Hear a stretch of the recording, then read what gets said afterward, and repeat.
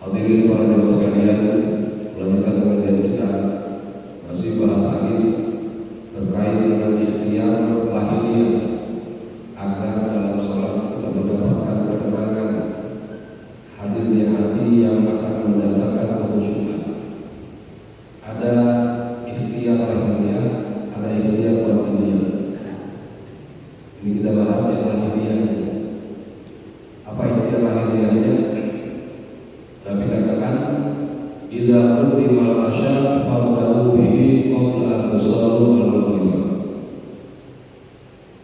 Ketika mendahului telah tersaji makan malam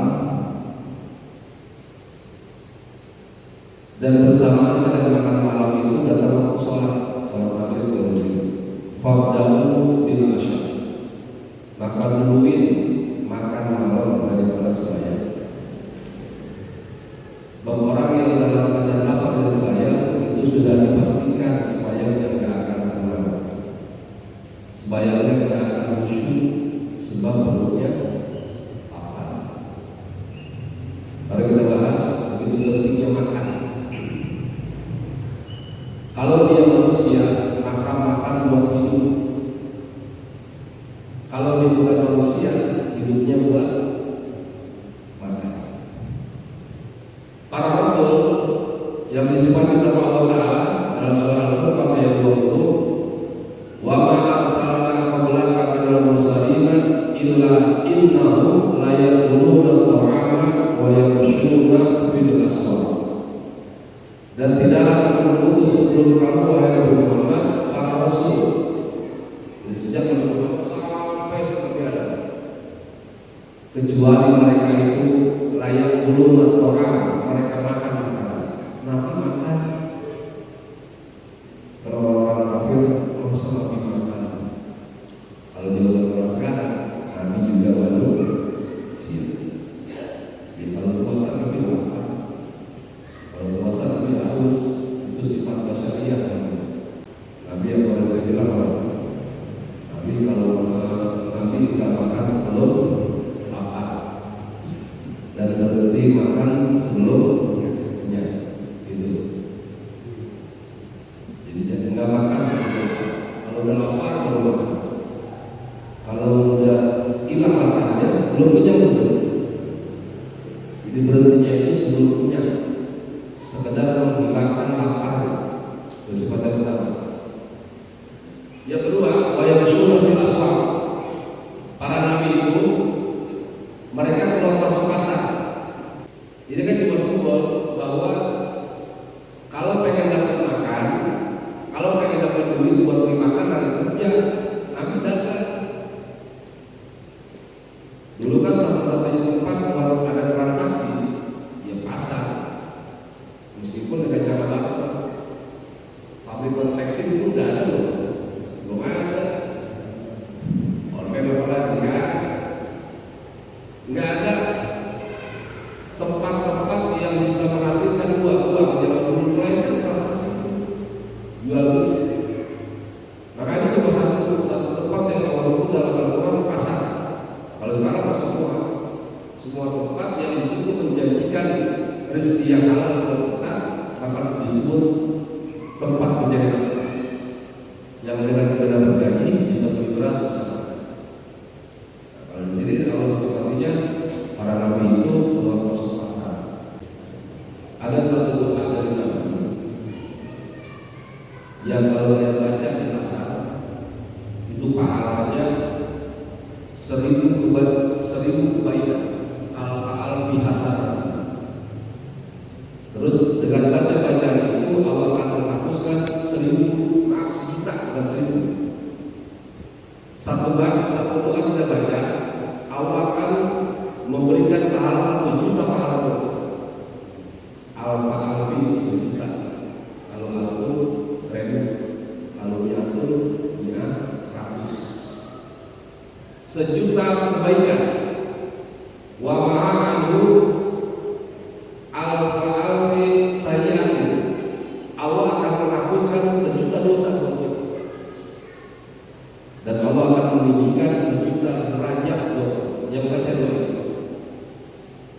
catatannya bacanya harus di pasar. Apa doanya? Sudah dapat.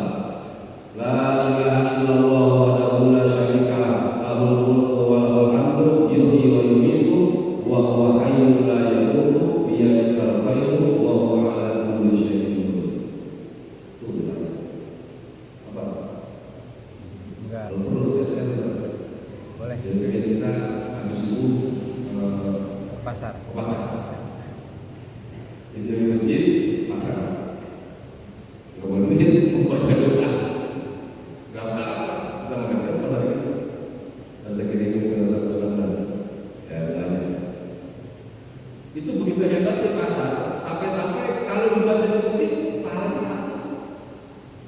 Dibaca di tahlilan pahalanya satu.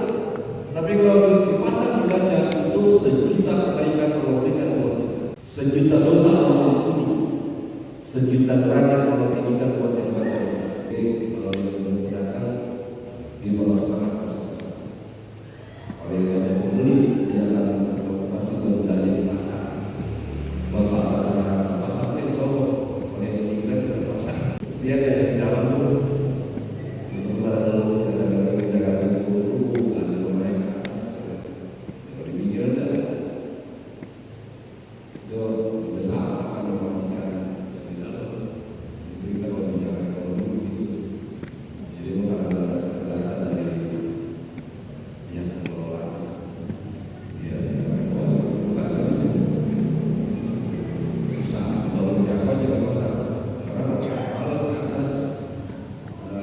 Lalu biaya tetangga saya waktu di atas sepi. Nggak pakai orang nggak baju duluan dapat dia bagian udah pakai.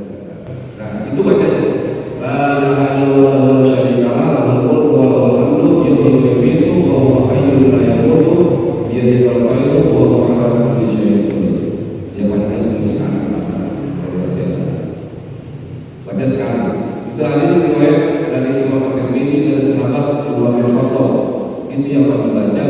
Dan banyak kaum sholihin yang beliau ke pasar bukan buat jual beli, tapi buat baca doa. Ada keperluan jual beli. Jadi jangan lihat itu kan orang yang kerja itu kan siapa orang yang mencari dunia, bukan dia mencari dunia tapi buat akhirat. Mana buktinya? Buat apa? Buat bagi saudara, buat berbagi dengan orang-orang yang lemah. Itu kelihatannya dunia, tetapi akan menjadi pahala akhirat kalau dilihatkan dengan kebaikan. Ini gerakan kebaikan.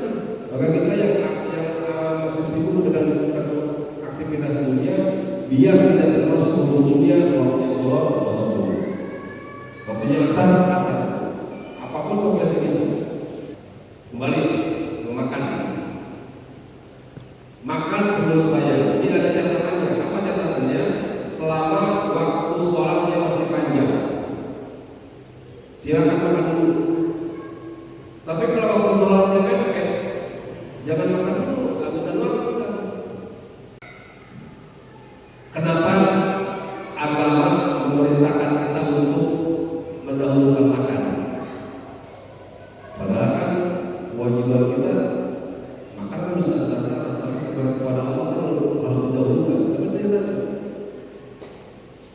karena memang kalau sembahyang itu sekedar kita laksanakan sesuai dengan ilmunya, sekedar gugur kewajiban.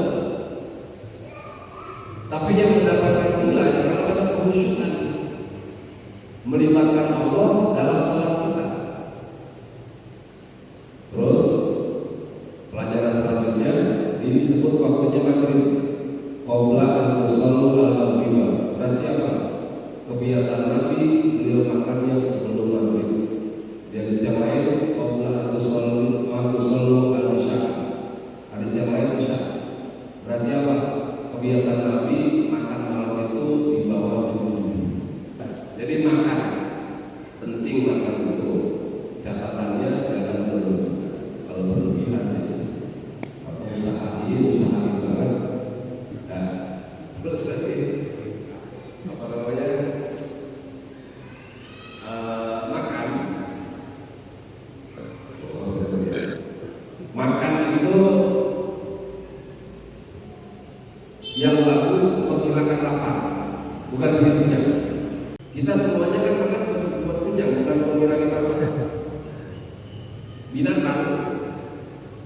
Dia makannya cuma buat menghilangin laparnya,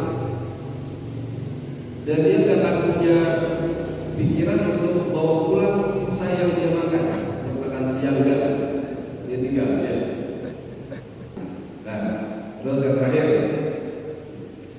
pelajaran yang saya ambil dari sini, orang yang mendahulukan makan daripada sembahyang itu dianggap ini sunnah Nabi. Sebetulnya dalam berbagai hal, bukan makan aja, ini contohnya makan doang. Kenapa kopi disebut minuman kaum solihin? Kopi hitam itu disebut minuman kaum solihin, sebab beliau bangun jam 2, masak air, bikin kopi, minum kopi, baru sembahyang malam. Enggak kan? Jadi dikaitkan kopi itu minuman orang-orang yang bisa buat nahan kantuk saat dia zikir, saat dia sembahyang, saat dia ibadah. Jadi kan ada kopi yang begini, ini kopi yang memang minuman kaum